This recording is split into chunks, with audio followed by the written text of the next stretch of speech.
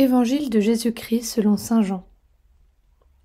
En ce temps-là, il y avait quelqu'un de malade, Lazare, de Béthanie, le village de Marie et de Marthe, sa sœur. Or Marie était celle qui répandit du parfum sur le Seigneur et lui essuya les pieds avec ses cheveux. C'était son frère Lazare qui était malade. Donc les deux sœurs envoyèrent dire à Jésus : « Seigneur, celui que tu aimes est malade. » En apprenant cela, Jésus dit : « Cette maladie ne conduit pas à la mort, elle est pour la gloire de Dieu, afin que par elle, le Fils de Dieu soit glorifié. » Jésus aimait Marthe et sa sœur, ainsi que Lazare.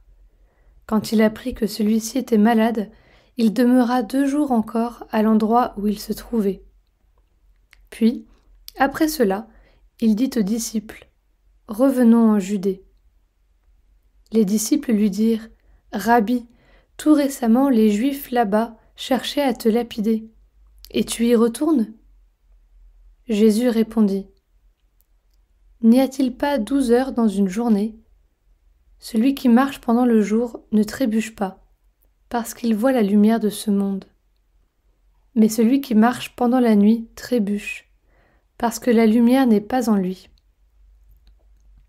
Après ces paroles, il ajouta : « Lazare, notre ami, s'est endormi, mais je vais aller le tirer de ce sommeil. » Les disciples lui dirent alors : « Seigneur, s'il s'est endormi, il sera sauvé. » Jésus avait parlé de la mort, eux pensaient qu'il parlait du repos du sommeil. Alors il leur dit ouvertement : « Lazare est mort, et je me réjouis de n'avoir pas été là, à cause de vous, pour que vous croyiez. Mais allons auprès de lui. » Thomas, appelé Didyme, c'est-à-dire jumeau, dit aux autres disciples : « Allons-y nous aussi, pour mourir avec lui. » À son arrivée, Jésus trouva Lazare au tombeau depuis 4 jours déjà. Comme Béthanie était tout près de Jérusalem, à une distance de 15 stades, c'est-à-dire une demi-heure de marche environ, beaucoup de Juifs étaient venus réconforter Marthe et Marie au sujet de leur frère.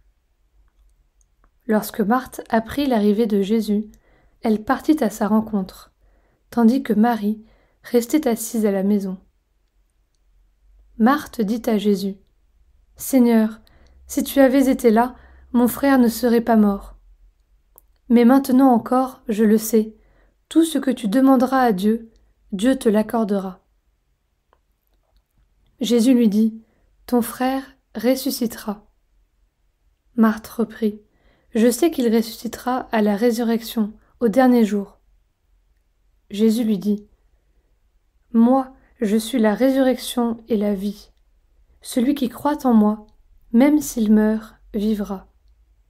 Quiconque vit et croit en moi ne mourra jamais. Crois-tu cela ? » Elle répondit : « Oui, Seigneur, je le crois. Tu es le Christ, le Fils de Dieu. Tu es celui qui vient dans le monde. » Ayant dit cela, elle partit appeler sa sœur Marie et lui dit tout bas : « Le Maître est là, il t'appelle. » Marie, dès qu'elle l'entendit, se leva rapidement et alla rejoindre Jésus. Il n'était pas encore entré dans le village, mais il se trouvait toujours à l'endroit où Marthe l'avait rencontré. Les Juifs, qui étaient à la maison avec Marie et la réconfortaient, la voyant se lever et sortir si vite, la suivirent. Ils pensaient qu'elle allait au tombeau pour y pleurer. Marie arriva à l'endroit où se trouvait Jésus. Dès qu'elle le vit, elle se jeta à ses pieds et lui dit : « Seigneur, si tu avais été ici, mon frère ne serait pas mort. » Quand il vit qu'elle pleurait, et que les Juifs venus avec elle pleuraient aussi, Jésus, en son esprit, fut saisi d'émotion. Il fut bouleversé et lui demanda : « Où l'avez-vous déposé ? » Ils lui répondirent : « Seigneur, viens et vois. » Alors Jésus se mit à pleurer. Les Juifs disaient : « Voyez comme il l'aimait. » Mais certains d'entre eux dirent : lui qui a ouvert les yeux de l'aveugle, ne pouvait-il pas empêcher Lazare de mourir? Jésus, repris par l'émotion, arriva au tombeau. C'était une grotte fermée par une pierre. Jésus dit « Enlevez la pierre ». Marthe, la sœur du défunt, lui dit « Seigneur, il sent déjà. C'est le 4e jour qu'il est là. » Alors Jésus dit à Marthe « Ne te l'ai-je pas dit? Si tu crois, tu verras la gloire de Dieu. » On enleva donc la pierre. Alors Jésus leva les yeux au ciel et dit « Père, je te rends grâce parce que tu m'as exaucé. Je le savais bien, moi, que tu m'exauces toujours, mais je le dis à cause de la foule qui m'entoure, afin qu'ils croient que c'est toi qui m'as envoyé. » Après cela, il cria d'une voix forte « Lazare, viens dehors !» Et le mort sortit, les pieds et les mains liés par des bandelettes, le visage enveloppé d'un suaire.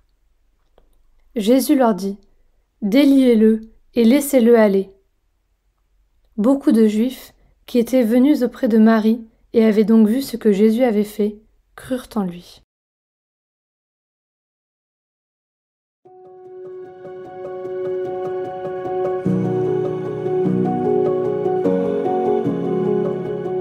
En ce 5e dimanche de Carême, nous entendons le 3e et dernier évangile des scrutins, ces étapes qui accompagnent les catéchumènes dans leur préparation ultime au baptême.